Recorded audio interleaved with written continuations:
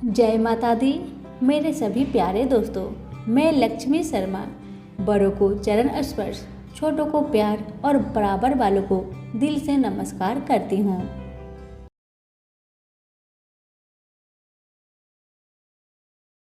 आज के वीडियो में आप सभी सुनेंगे सावन महीने की शुक्ल पक्ष की पुत्रदा एकादशी व्रत कथा।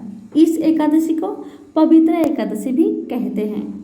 अगर आप संतान सुख की प्राप्ति चाहते हैं या फिर आपकी पहले से संतान है और आप उसकी तरक्की सुनिश्चित करना चाहते हैं तो पुत्रदा एकादशी का व्रत जरूर करें। हिंदू धर्म में एकादशी व्रत का विशेष महत्व है। यह व्रत भगवान विष्णु को समर्पित है। कहते हैं कि जो भी भक्त एकादशी के दिन उपवास रख प्रभु श्री हरि की पूजा करता है उसे मनोवांछित फलों की प्राप्ति होती है। इस बार सावन माह के पुत्रदा एकादशी का व्रत 27 अगस्त को रखा जाएगा।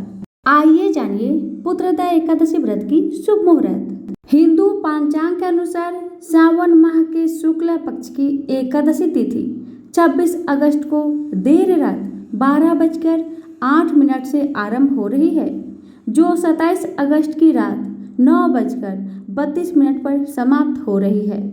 उदया तिथि के हिसाब से सावन पुत्रदा एकादशी का व्रत 27 अगस्त रविवार को रखा जाएगा। पूजा का शुभ मुहूर्त 27 अगस्त को सुबह से आरंभ हो जाएगा। इस दिन सर्वार्थ सिद्धि योग सुबह 5:56 से सुबह 7:16 तक होगा। इस अवधि में पूजा करने से शुभ फलों की प्राप्ति होती है। एकादशी व्रत पारण का समय। सावन पुत्रदा एकादशी व्रत का पारण 28 अगस्त को सुबह 5:57 से सुबह 8:31 तक किया जा सकता है। अब आइए सुनिए श्रावण पुत्रदा एकादशी व्रत से जुड़ी 5 पुण्य फल देने वाली कथा। इन कथाओं को एकादशी व्रत रखने वाले भक्त एक बार जरूर श्रवण करें, क्योंकि इन कथाओं के बिना आपका व्रत पूर्ण नहीं होगा। कथाओं को पूरा सुनिए। अगर अच्छी लगे तो दूसरों को भी शेयर कीजिए। कथा। द्वापर युग के आरंभ में महिष्मती नाम की एक नगरी थी, जिसमें महिजित नाम का राजा राज्य करता था। लेकिन पुत्रहीन होने के कारण राजा को राज्य सुखदायक नहीं लगता था। उसका मानना था कि जिसके संतान ना हो उसके लिए यह लोक और परलोक दोनों ही दुखदायक होते हैं। पुत्र सुख की प्राप्ति के लिए राजा ने अनेक उपाय किए, परंतु राजा को पुत्र प्राप्ति नहीं हुई। वृद्धावस्था आदि देखकर राजा ने प्रजा के प्रतिनिधियों को बुलाया और कहा, हे प्रजाजनों, मेरे खजानों में अन्याय से उपार्जन किया हुआ धन नहीं है। न मैंने कभी देवताओं तथा ब्राह्मणों का छीना है और न किसी दूसरे की धरोहर भी मैंने लिया है। प्रजा को पुत्र के समान पालता रहा। मैं अपराधियों को पुत्र तथा बांधवों की तरह दंड देता रहा। किसी से भी घृणा नहीं किया, सबको समान माना, सज्जनों की सदा पूजा करता हूँ। इस प्रकार धर्मयुक्त राज्य करते हुए भी मेरे पुत्र नहीं है, सो मैं अत्यंत दुख पा रहा हूँ। इसका क्या कारण है? राजा महिजित की इस बात को विचारने के लिए मंत्री तथा प्रजा के प्रतिनिधि वन को गए। वहां बड़े बड़े ऋषि मुनियों के दर्शन किए। राजा के उत्तम कामना की पूर्ति के लिए किसी श्रेष्ठ तपस्वी मुनि को देखते फिरते रहे। एक आश्रम में उन्होंने एक अत्यंत वयोवृद्ध धर्म के ज्ञाता, बड़े तपस्वी, परमात्मा में मन लगाए हुए निराहार, जितेंद्रिय, जितात्मा, जित क्रोध, सनातन धर्म के गूढ़ तत्वों को जानने वाले, समस्त शास्त्रों के ज्ञाता महात्मा लोमस मुनि को देखा, जिनका कल्प के व्यतीत होने पर एक रोम गिरता था। सबने जाकर ऋषि को प्रणाम किया। उन लोगों को देखकर मुनि ने पूछा कि आप लोग किस कारण से यहाँ आए हैं। निस्संदेह मैं आप लोगों का हित करूँगा। मेरा जन्म केवल दूसरों के उपकार के लिए हुआ है, इसमें संदेह मत करो। लोमस ऋषि के ऐसे वचन सुनकर सब लोग बोले, हे महर्षि, आप हमारी बात जानने में ब्रह्मा से भी अधिक समर्थ है, अतः आप हमारे इस संदेह को दूर कीजिए। महिष्मतिपुरी का धर्मात्मा राजा महिजीत प्रजा का पुत्र के समान पालन करता है, फिर भी वह पुत्रहीन होने के कारण दुखी है। उन लोगों ने आगे कहा कि हम लोग उसकी प्रजा है, अतः उसके दुख से हम भी दुखी हैं। आपके दर्शन से हमें पूर्ण विश्वास है कि हमारा यह संकट अवश्य दूर हो जाएगा, क्योंकि महान पुरुषों के दर्शन मात्र से अनेक कष्ट दूर हो जाते हैं।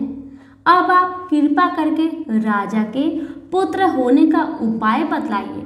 यह वार्ता सुनकर ऋषि ने थोड़ी देर के लिए नेत्र बंद किए और राजा के पूर्व जन्म का वृत्तांत जानकर कहने लगे कि यह राजा पूर्व जन्म में एक निर्धन वैश्य था। निर्धन होने के कारण इसने कई बुरे कर्म किए हैं। यह एक गांव से दूसरे गांव व्यापार करने जाया करता था। एक समय ज्येष्ठ मास के शुक्ल पक्ष की द्वादशी के दिन मध्य के समय वह, जबकि 2 दिन से भूखा प्यासा था, एक जलाशय पर जल पीने गया। उसी स्थान पर एक तत्काल की ब्याही हुई प्यासी गौ जल पी रही थी। राजा ने उस प्यासी गाय को जल से पीछे हटा दिया और स्वयं जल पीने लगा, इसलिए राजा को यह दुख सहना पड़ा। एकादशी के दिन भूखा रहने से वह राजा हुआ और प्यासी गौ को जल पीने से हटाने के कारण पुत्र वियोग का दुख सहना पड़ रहा है।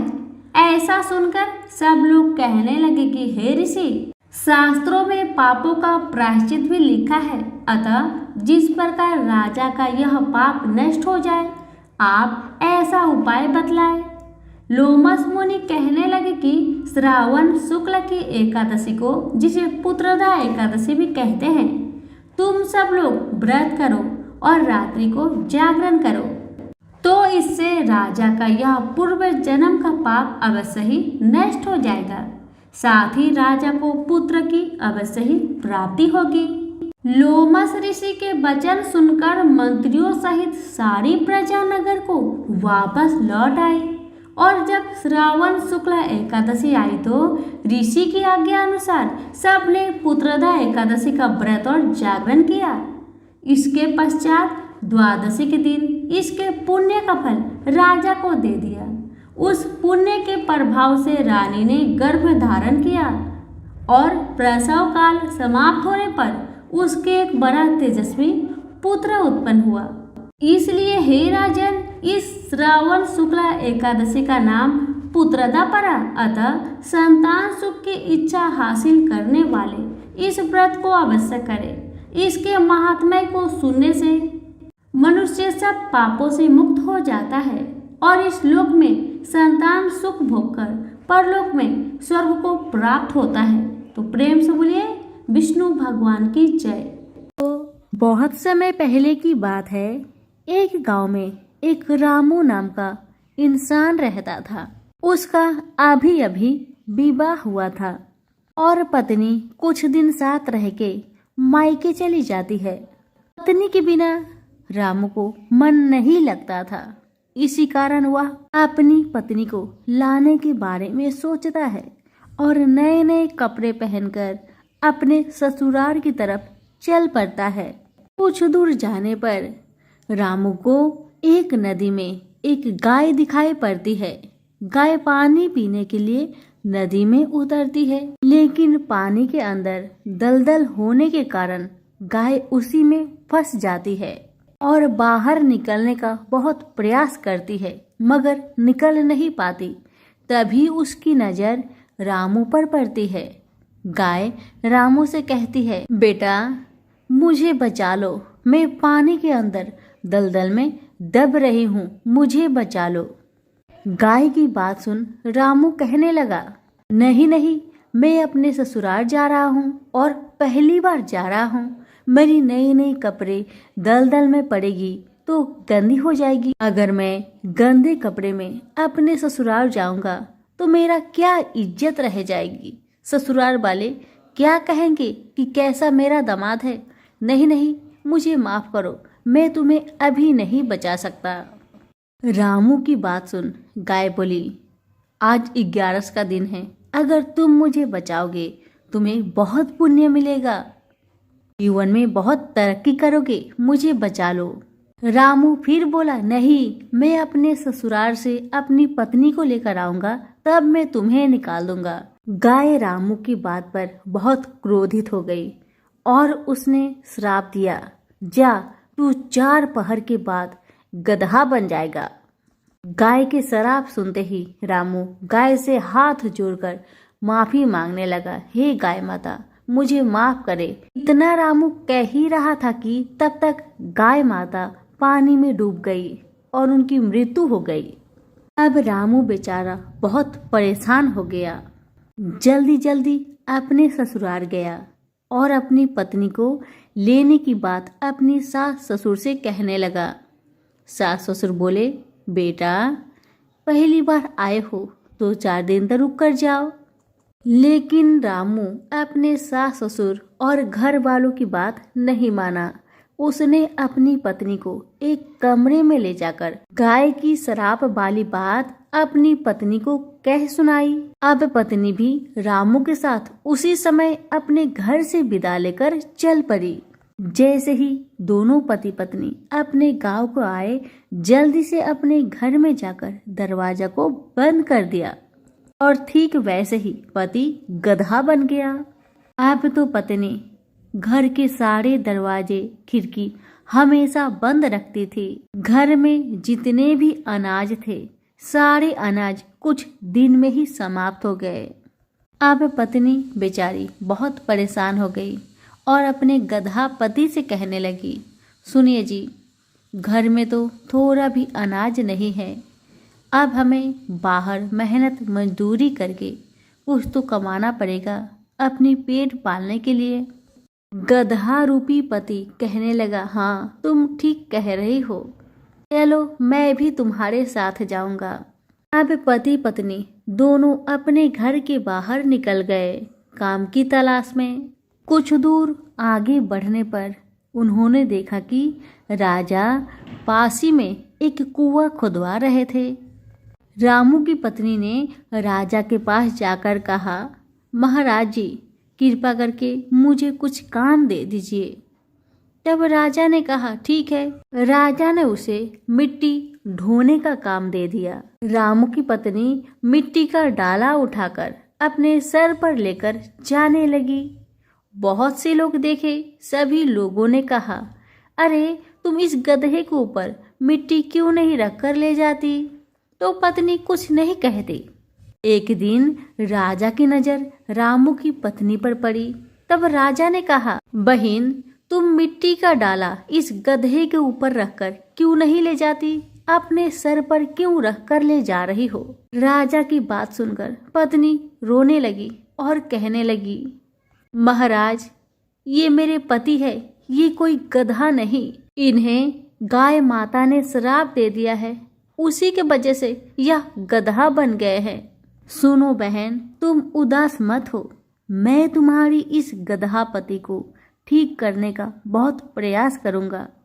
तुम अपने इस गधे को लेकर कल महल में चली आना। इतना कहने के बाद राजा अपने महल में गए और पंडितों को बुलावा भेजा। जब पंडित लोग महल में आए तो राजा ने गाय की श्राप वाली सारी कहानी पंडितों को बताया और बोले, इसका कोई उपाय निकाला जाए। महाराज की बात सुन पंडित जी बोले, महाराज, इसको गाय माता का श्राप लगा है, इसीलिए बस एक ही उपाय बचा है। अगर कोई व्यक्ति अपने जीवन में 111 का व्रत किया हो, अगर वो इंसान अपनी इच्छा से सारी 11 का फल इस गधे को दे दे, तब ये गधा फिर से इंसान बन सकता है। अब राजा ने चारों तरफ ढिंढोरा पिटवा दिया कि अगर कोई भी व्यक्ति 111 एकादश का व्रत किया हो, अगर उसका फल एक गधे को दे देगा तो उसे ढेर सारा धन दौलत और साथ में इनाम दिया जाएगा। लेकिन दुख की बात यह था कि उस गांव में किसी ने भी 11 का व्रत 111 बार नहीं किया था। किसी ने 11 किया था तो किसी ने 21 किया था, मगर गधे को चाहिए था 111 11 का फल। एक दिन की बात है, राजा के महल में एक बूढ़ी माई आती है और राजा से कहती है, महाराज मैंने 111 11 का व्रत किया है। राजा यह सुनकर बहुत खुश हुए और कहने लगे, हे बुढ़िया माई, तुम अपनी 11 का सारे फल इस गधे को दे दो ताकि इसे इंसान का रूप मिल सके। तुम अगर इसे अपने सारे 11 का फल दे दोगी तो मैं तुम्हें मुंह मांगा धन दौलत दूंगा। राजा की बात सुन बूढ़ी माँ कहने लगी, हे राजन, मैं तो बूढ़ी हो गई हूँ, मेरा जीवन का तो कोई भी ठीक नहीं, आज हूँ तो कल नहीं, और मैं धन दौलत का क्या करूँगी। मैं इस गधे को 110 11 का फल दे दूंगी, मगर हे राजन, मैं एक 11 का फल अपने पास रखना चाहती हूँ, क्योंकि इस एक 11 का फल मुझे मोक्ष दिला देगा।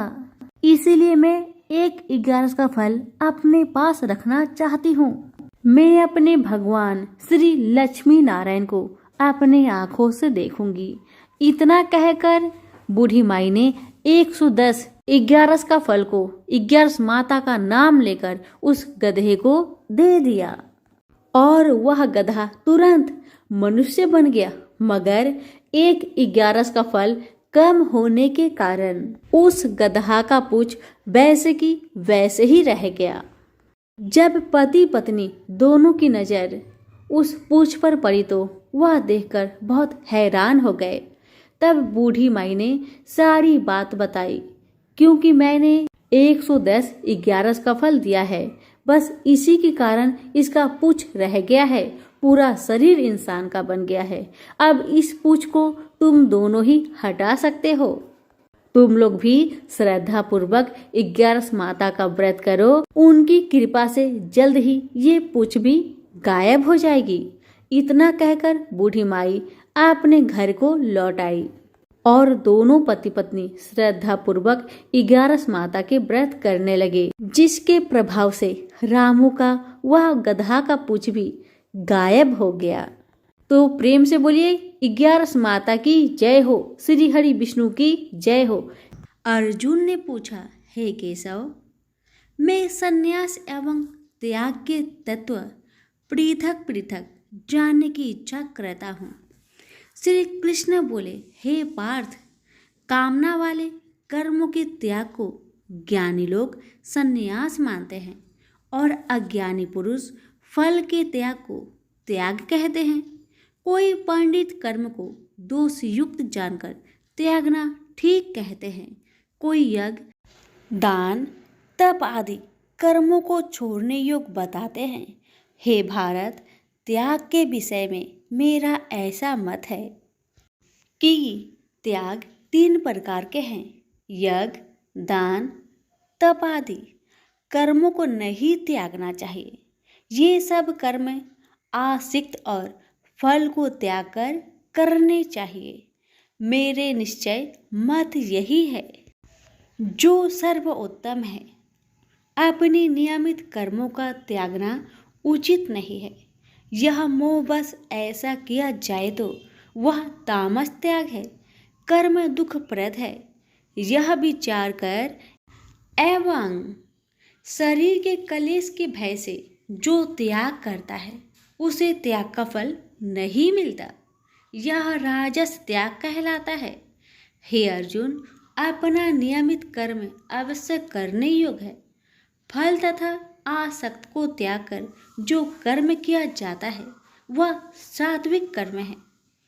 जो दुखदायक कर्म से देश नहीं करता तथा सुखदायक कर्म से प्रीति नहीं करता, वह त्यागी, सत्यशील, बुद्धिमान तथा मुक्ति की योग है। देहधारी संपूर्ण कर्मों का त्याग नहीं कर सकता। कर्म का फल त्याग कर कर्म करने वाला त्यागी है। कर्मफल 3 प्रकार के हैं, अनिष्ट, इष्ट एवं मित्र। जो त्याग नहीं करते उनको ये मरने के बाद मिलते हैं और त्यागियों को नहीं मिलते।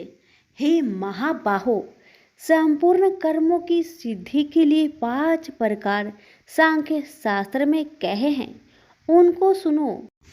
शरीर कर्ता, साधन, पृथक पृथक चेष्टाएं और देव शरीर, वाणी एवं मन से जो भला बुरा कार्य किया जाता है, उसके ये 5 कारण हैं। वह दुर्मति कुछ नहीं जानता जिसको यह अहंकार नहीं है कि मैं करता हूँ, और जिसकी बुद्धि कर्मों में लिप्त नहीं है, वह मनुष्य प्राणियों को मारकर भी उनको नहीं मारता और उनमें नहीं बंधता। ज्ञान, गृह और ज्ञाता ये 3 ही कर्मों के प्रेरक है। कारण, कर्म और कर्ता ये 3 कर्म के साधन हैं। सांख्य शास्त्र में ज्ञान, कर्म और कर्ता ये सत्वादिक गुण के भेद 3 प्रकार के हैं, इनको भी सुनो। जब भिन्न भिन्न प्राणियों में एक अविनाशी अविभक्त सत्ता जो दिखता है, वह ज्ञान सात्विक कहलाता है। जिस ज्ञान से प्राणियों में नाना प्रकार की सत्ता दिखाई देती है, उसको राजस ज्ञान जानो। ऐसा ज्ञान जिसके बिना कारण और सर्वार्थ के जाने एक ही कार्य में लगा रहे, वह अल्प और तामस है। फल की इच्छा ना करके जो नित्य कर्म संग देश को त्याग कर किया जाता है, जो फल की इच्छा एवं अहंकार से बड़े यत्न से किया जाता है, वह राजस कर्म है। जो कर्म परिमाण धन का खर्च दूसरे की पीड़ा और अपना पुरुषार्थ न जानकर मोहबस किया जाता है, वह तामस कर्म कहलाता है। संग से रहित अहंकार, धैर्य और उत्साह युक्त सिद्ध व असिद्धि में समान रहता है, वह सात्विक कर्म कहलाता है। गुण की तरह बुद्धि और धर्म के इनके भी 3 भेद है, सुनो। जो बुद्धि प्रवृत्ति, निवृत्ति, कर्तव्य, अकर्तव्य, भय, अभय और बंधन मोक्ष को जानता है, वह सात्विकी है। हे पार्थ, जिससे धर्म अधर्म और कर्तव्य अकर्तव्य का ठीक निश्चय नहीं होता, वह राजसी है। जिस अज्ञान से ढकी बुद्धि करके मनुष्य अधर्म को धर्म मानता है, वह तामसी है। जो कथा प्रसंग से फल की इच्छा करता है, जो धर्म अर्थ काम को धारण करता है, वह राजसी वृत्ति है। जो मूर्ख, निंद्रा, भय, शोक, विषाद एवं मद को नहीं त्यागता, वह तामसी वृत्ति है। अब 3 प्रकार के सुखों को सुनो। जिसका योगाभ्यास में चित रहता है, उसके दुख का अंत हो जाता है। सुख सात्विक है, आरंभ में विष के समान और अंत में अमृत के तुल्य होता है। सुख आरंभ में अमृत तुल्य, अंत में विष के तुल्य विषयों और इंद्रियों के संयोग से होता है, उसे राजसी सुख कहते हैं। जो सुख आदि और अंत दोनों में मनुष्य को मोह में फंसाता है और जो आलस्य तथा प्रमोद से उत्पन्न होता है, वह तामस सुख है। सम, दम, तप, पवित्रता, क्षमा, नम्रता, ज्ञान, अनुभव और परलोक में श्रद्धा ये ब्राह्मणों के स्वाभाविक सिद्ध कर्म है। बहादुरी, तेजस्विता, धैर्य, चतुराई, युद्ध, स्थिरता, उदारता और प्रभुता ये क्षत्रिय के स्वाभाविक कर्म हैं। खेती, गोरक्षा स्वाभाविक कर्म है। जो लोग अपने अपने गुणों और प्रवृत्तियों के अनुसार कर्म करते हैं, उनको सिद्धि प्राप्त होती है। और जिसने सब जगत का विस्तार किया है, उस ईश्वर को अपने कार्य के द्वारा आराधना करके मनुष्य सिद्धि को पाता है। दूसरे उत्तम कर्म से अपना नीच कर्म ही श्रेष्ठ है।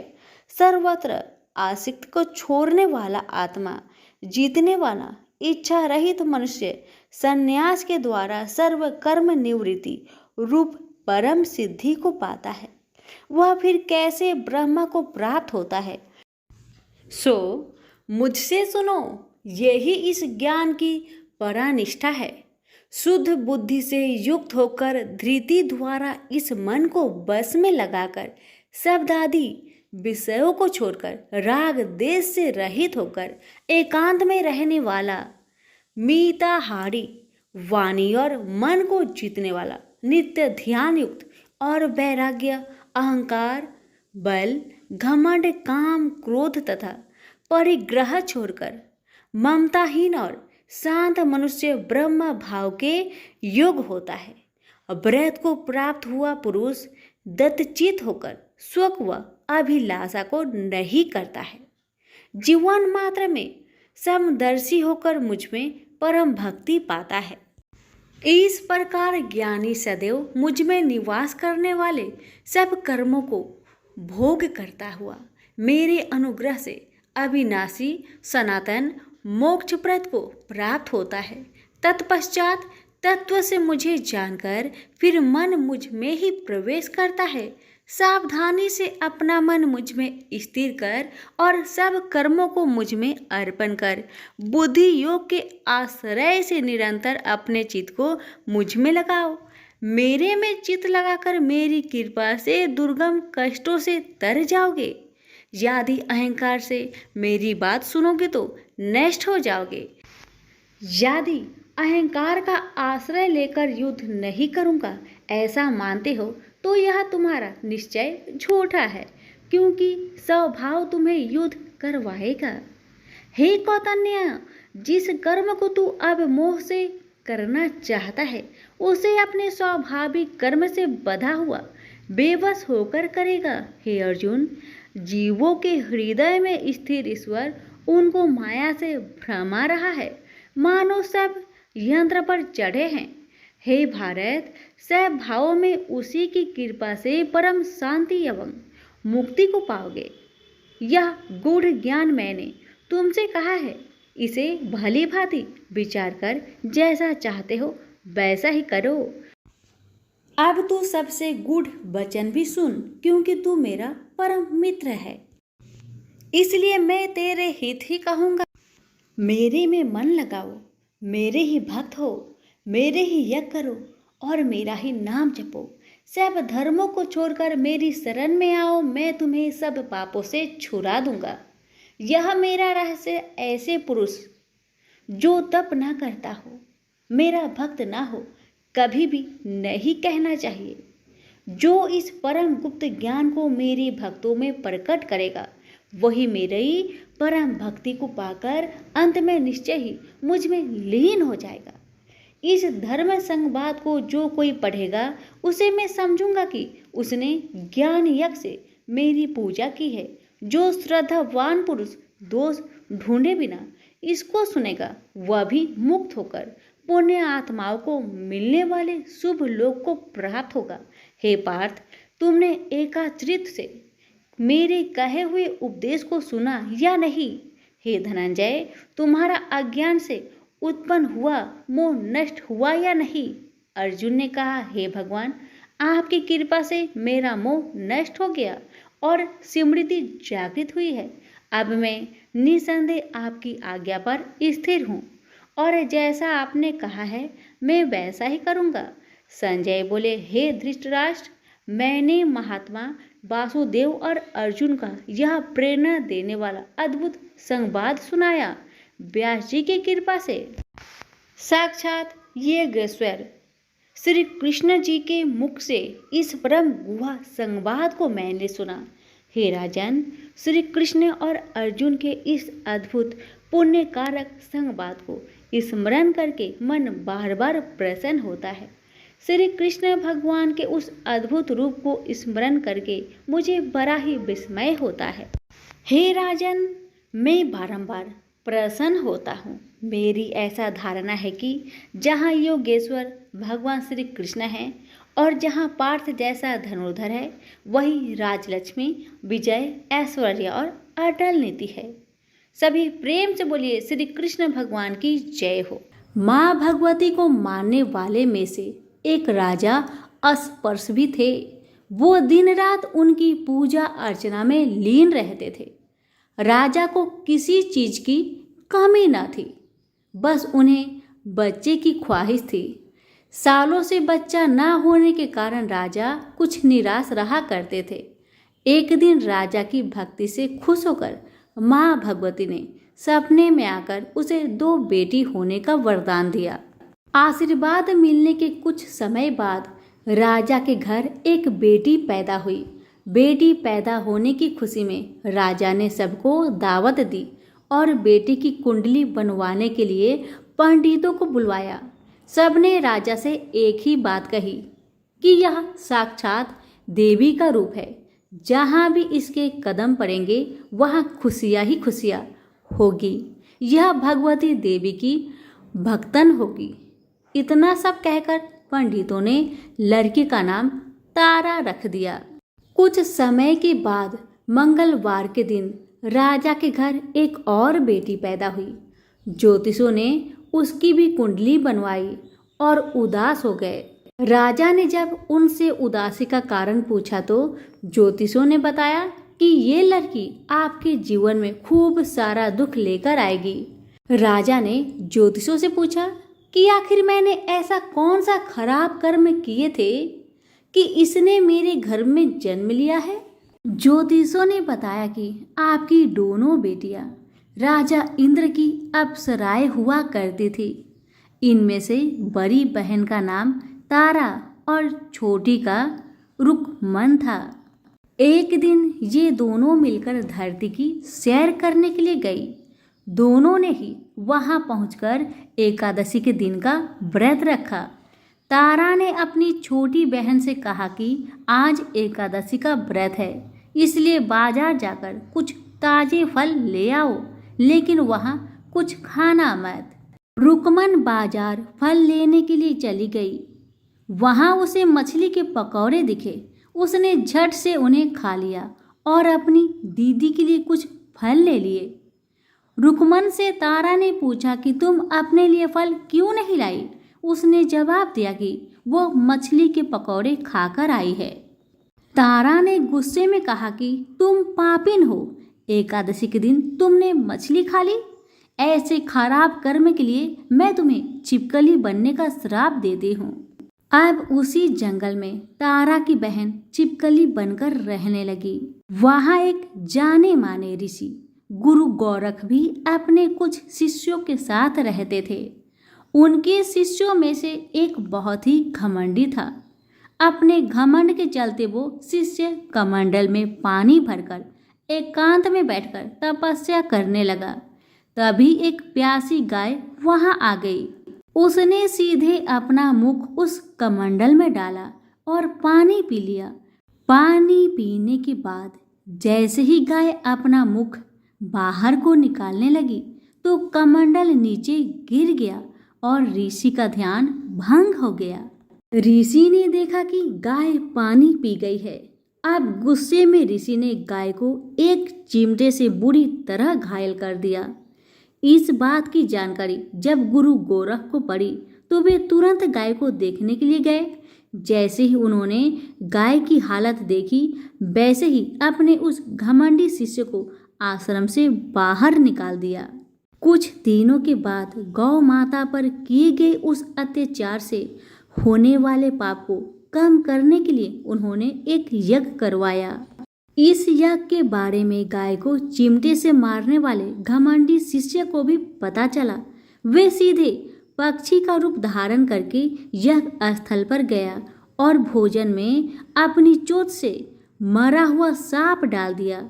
किसी को इस बात की खबर नहीं हुई।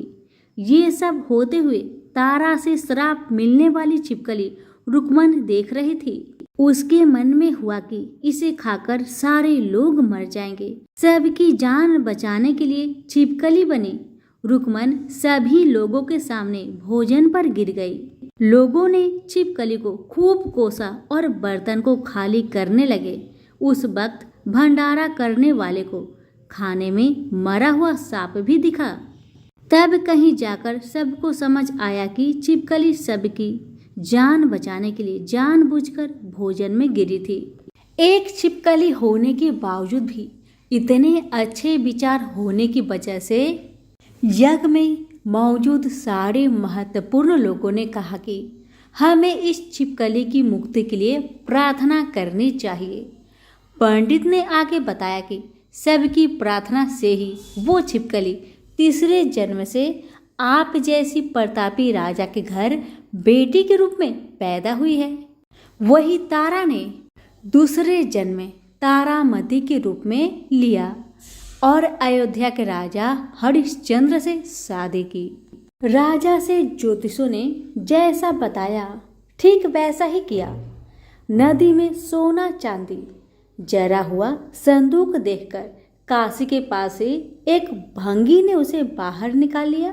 उसके कोई बच्चे नहीं थे, इसलिए उसने संदूक के अंदर की लड़की को पालने का फैसला लिया। उसे भंगी व उसकी पत्नी ने खूब प्यार से पाला और रुक्को नाम रख दिया। बड़ी होते ही दोनों ने रुक्को की शादी करवा दी। रुक्को की सासू माँ तारामती और राजा हरिश्चंद्र के महल में साफ सफाई करने का काम किया करते थे। कुछ दिनों के बाद रुक्को की सासू माँ बीमार हो गई। उनकी जगह रुक्को वहां काम करने लगी। तारामती ने उसे देखा और पुराने जन्म के पुण्य के कारण पहचान लिया और उसे कहा कि तुम मेरे साथ बैठ जाओ। रुक्को ने बोला कि मैं तो भंगिन हूँ, इसलिए आपके पास नहीं बैठ सकती। तब तारामती ने उसे बताया कि तुम पूर्व जन्म में मेरी ही बहन थी। तुमने एकादशी के व्रत के दिन मछली खा ली थी और मैंने तुम्हें दंड देते हुए छिपकली बना दिया। अब तुम्हें दोबारा मनुष्य जन्म मिला है, तो इस जन्म में माँ वैष्णो की पूजा करके पुण्य कमा लो। माँ की पूजा से तुम्हारी सारी इच्छाएं भी पूरी होगी।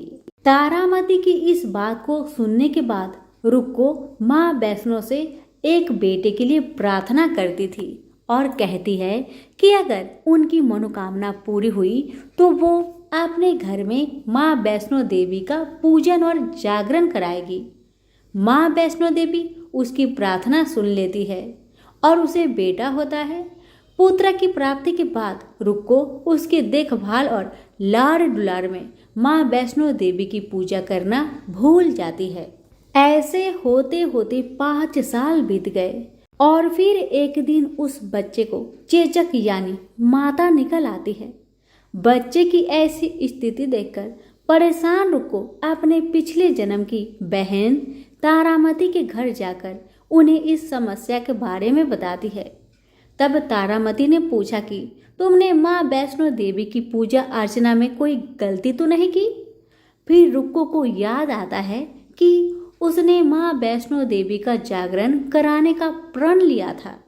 ये बात याद आते ही रुक्को को काफी पछतावा हुआ और मन में माँ से कहा कि बच्चे के ठीक होते ही वो अपने घर में जागरण कराएगी।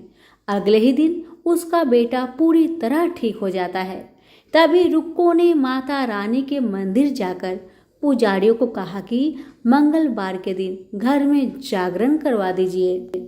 रुक्को की बात सुनकर पंडित कहते हैं कि तुम यही 5 रुपए दे दो, तुम्हारे लिए हम मंदिर में ही जागरण करा देंगे। रुक्को कहती है मुझे पता है कि मैं चार्मिन हूँ, लेकिन आप मेरे घर आकर ही जागरण करवा दीजिए। माँ किसी तरह का भेदभाव नहीं करती है, तो आपको भी नहीं करना चाहिए। इस पर पंडितों ने विचार विमर्श करके कहा कि अगर रानी आपके जागरण में आती है तो हम तुम्हारे घर आकर जागरण करने के लिए तैयार है। पंडितों की बात सुनकर रुक्को अपनी बहन रानी तारामती के पास जाती है और तारामती को सारी बात बताती है। रुक्को की बातें सुनकर तारामती जागरण में जाने के लिए तैयार हो जाती है। इस बात को बताने के लिए रुक्को जब पंडित जी के पास जाती है तब उनके बीच की बातों को सेन नामक नाई सुन लेता है। फिर वह राजा हरिश्चंद्र को जाकर सारी बातें बता देता है। राजा के मन में हुआ कि रानी को नीची जाति वालों के घर जागरण में नहीं जाना चाहिए। इसी वजह से वो अपनी उंगली काट लेते हैं जिससे उन्हें नींद न आए और रानी जागरण में न जा सके।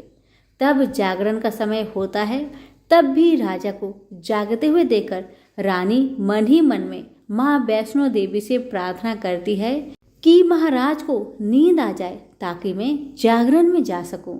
रानी की प्रार्थना से कुछ देर बाद राजा को नींद आ जाती है। फिर रानी तारामती रोशनदान में रस्सी बांधकर महल से नीचे आकर रुक्को के घर चली जाती है। इसी जल्दबाजी में रास्ते में ही रानी का रेशमी रुमाल और एक पाव का कंगन गिर जाता है। इधर कुछ वक्त बाद राजा हरिश्चंद्र की नींद टूट जाती है। नींद खुलने पर रानी को अपने पास न देखकर राजा उसकी तलाश में निकल जाते हैं। रानी को ढूंढते ढूंढते उन्हें रानी का रुमाल और कंगन मिलता है। रानी की चीजों को अपने साथ लेकर राजा जागरण स्थल पहुंचते हैं और एक जगह चुपचाप बैठकर जागरण सुनने लगते हैं। माँ वैष्णो देवी के जयकारे के साथ जागरण खत्म होता है और सभी को प्रसाद दिया जाता है। तब रानी अपने हिस्से के प्रसाद को झोली में डाल लेती है। रानी के ऐसा करने पर लोग उनसे पूछते हैं कि वो प्रसाद क्यों नहीं खा रही है। अगर आप प्रसाद का सेवन नहीं करती हैं तो जागरण में आए लोग भी प्रसाद नहीं खाएंगे। तब रानी बोलती है कि वह प्रसाद राजा के लिए था, अब आप मुझे प्रसाद दीजिए। फिर अपने लिए प्रसाद लेकर रानी सबके सामने उसे खा लेती है। रानी के प्रसाद खाते ही जागरण में मौजूद सभी भक्तों ने भी प्रसाद खाया। उसके बाद रानी महल के लिए निकल जाती है। तभी रास्ते में ही राजा उन्हें रोककर पूछते हैं कि तुमने नीच जाति के घर प्रसाद खाकर खुद को अपवित्र कर लिया है। तुमने मेरे लिए भी प्रसाद रखा है, अब तुम उससे मुझे भी अपवित्र करना चाहती हो।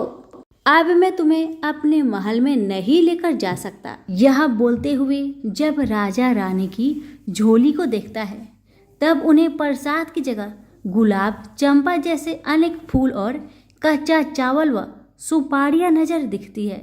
इस चमत्कार को देखकर राजा हैरान हो जाते हैं। फिर राजा चुपचाप रानी को अपने साथ लेकर महल पहुंचते हैं। वह रानी बिना माचिस के ही माता रानी के सामने दीपक जलाकर राजा हरिश्चंद्र को और हैरान कर देती है। फिर रानी बोलती है कि माता के दर्शन करने के लिए बहुत बड़ा त्याग करना पड़ता है। इसके लिए आपको अपने बेटे रोहितास की बलि देनी होगी, तभी माँ दुर्गा आपको साक्षात दर्शन देगी। यह सुनकर राजा के मन में माँ के दर्शन की इच्छा होने लगी, जिसके लिए राजा अपने पुत्र की बलि दे देते हैं। बलि देने के बाद माँ दुर्गा शेर पर सवार होकर प्रकट हो जाती है। उन्हें देखकर राजा हरिश्चंद्र काफी खुश हो गए और माँ दुर्गा ने तुरंत राजा के बेटे को दोबारा जिंदा कर दिया। इस चमत्कार को देखकर राजा हरिश्चंद्र खुश हो गए। तभी राजा ने माँ की पूरी विधि से पूजा करके उनसे गलतियों की माफी मांगी।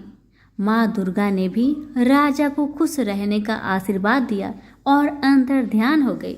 तब राजा ने तारा रानी से कहा कि मैं बहुत खुश हूँ कि मुझे पत्नी के रूप में आप मिली हैं।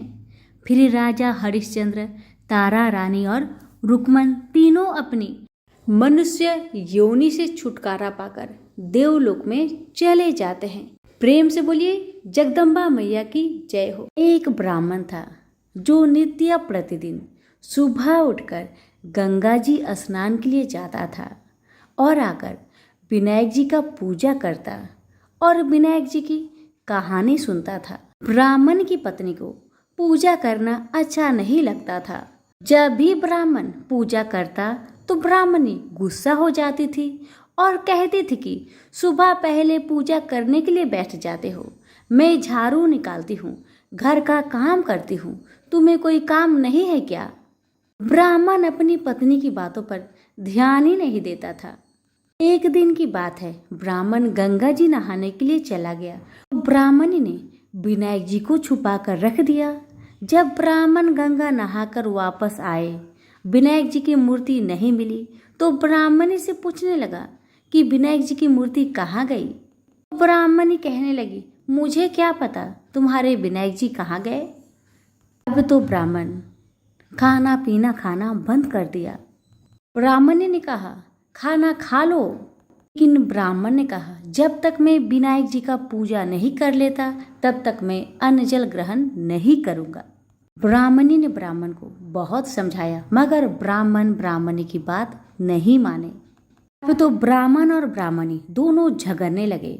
दोनों को लड़ते झगड़ते देख विनायक जी की मूर्ति हंसने लगी। तब ब्राह्मणी गुस्से में आकर बोली कि मूर्ति वहाँ रखी है। उसके बाद ब्राह्मण ने विनायक जी की पूजा अर्चना की।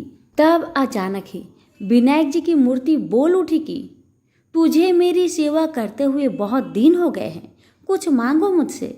ब्राह्मण बोला कि अन्न मांगो कि धन मांगो, जितना दुनिया में सुख है क्या वह सब सुख मांगो।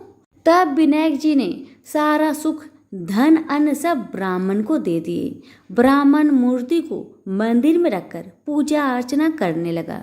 ब्राह्मणी को इतना अन्न धन मिलने से उसकी भी पूजा करने की श्रद्धा जाग उठी और वह भी ब्राह्मण को बोलकर मूर्ति घर में रखवाई और खूब प्रेम से गणेश महाराज की पूजा करने लगी। हे विनायक जी महाराज, जैसा सुख आपने ब्राह्मण को दिया वैसा सुख सबको देना। विनायक जी की कहानी कहने वाले को, विनायक जी की कहानी सुनने वालों को और हुक्कार भरने वालों को और पूरे परिवार को देना। तो बोलो गजानंद गणेश जी महाराज की जय, विनायक जी महाराज की जय। विनायक जी और देवरानी जेठानी की कहानी। दो देवरानी और जेठानी थी। देवरानी के पास बहुत धन था, लेकिन जेठानी बहुत गरीब थी। जेठानी गणेश जी की बहुत आराधना करती थी। वह अपनी देवरानी के घर आटा पीसने जाती थी। जिस कपड़े से वह आटा छानती, उसी कपड़े को वह अपने घर को लाकर पानी में घोलकर अपने पति को पिला देती थी। एक दिन देवरानी के लड़के ने देख लिया और अपनी माँ से बोला कि माँ, ताई यहाँ से आटा का कपड़ा ले जाकर ताऊ जी को घोलकर पिला देती है। देवरानी की बात सुनकर बहुत गुस्सा हुई जेठानी और गुस्से में बोली कि मेरे घर से आटा छानने के बाद कपड़ा यहीं पर रखकर हाथ धोकर जाए। वह ऐसा ही करने लगी। लेकिन जब वह घर जाती तो उसका पति बोलता कि मुझे आटा घोलकर दे, मुझे बहुत भूख लग रही है। जेठानी ने बोला कि आज उसने आटा छानने का कपड़ा रख लिया। तब उसका पति गुस्से में आकर उसको मारने लगा। उस रात वह गणेश जी करते हुए सो गई। गणेश जी आए और उन्होंने पूछा, क्यों सो रही है? वह बोली कि मेरी देवरानी के आटा छानने को कपड़े लाकर मेरे पति को घोल कर पिला दी थी। आज उसने कपड़ा रख लिया, इसलिए आज मैं अपने पति को आटे के घोर पिला नहीं सकी, इसलिए मेरे पति ने मुझे मारा। गणेश जी ने कहा कि मैं घर घर से तिलकुट्टा खाकर आया हूँ, इसलिए मुझे शौच जाना है। कहाँ पर जाऊँ बताओ? उसने कहा कि महाराज बहुत जगह पड़ी है, कहीं पर भी चले जाओ। गणेश जी शौच करके वहां से चले गए। थोड़ी देर बाद जब उसने उठकर देखा कि सारा घर तो हीरे से जगमगा रहा है, वह धन को इकट्ठा करने लगी तो देवरानी के घर जाने में देर हो गई। देवरानी ने लड़के को भेजा कि देखकर आओ, आज ताई क्यों नहीं आई। लड़के ने आकर देखा कि ताई के घर में तो बहुत सारा धन हो रहा है। उसने जल्दी जाकर अपनी माँ को बताया। देवरानी दौड़ी दौड़ी आई और पूछा कि तेरे यहाँ इतना धन कहाँ से आया? तब जेठानी ने सारी बात बता दी।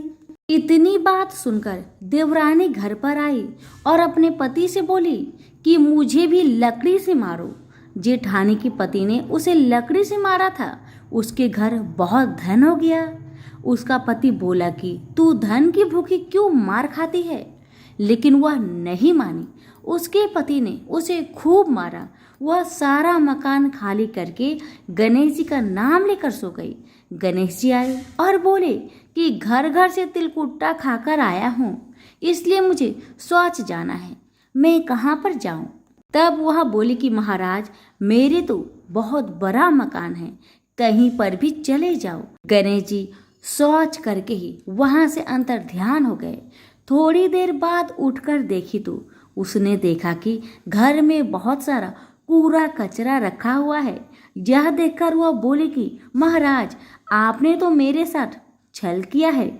जेठानी को इतना सारा धन दे दिया और मुझे कूड़ा करकट दे दिया। तब गणेश जी वहां आए और बोले कि तू धन की भूखी मार खाई, वह धर्म की भूखी। देवरानी बोली कि महाराज, ये सब कूड़ा कचरा समेटो, मुझे तो धन नहीं चाहिए। तब गणेश जी ने कहा कि तेरे पास जितना धन है उसमें से आधा जेठानी को दे दे, तब यह कूड़ा कचरा समेट लूंगा। देवरानी ने जब अपने धन में से आधा धन जेठानी को दिया, तब गणेश जी ने अपनी सारी माया समेटी। हे गजानन गणेश जी महाराज, देवरानी को दिया वैसा किसी को मत देना, जेठानी को दिया वैसा सबको देना। विनायक जी की कहानी कहने वालों को, विनायक जी की कहानी सुनने वाले को, हुक्कार देने वाले को और पूरे परिवार को देना।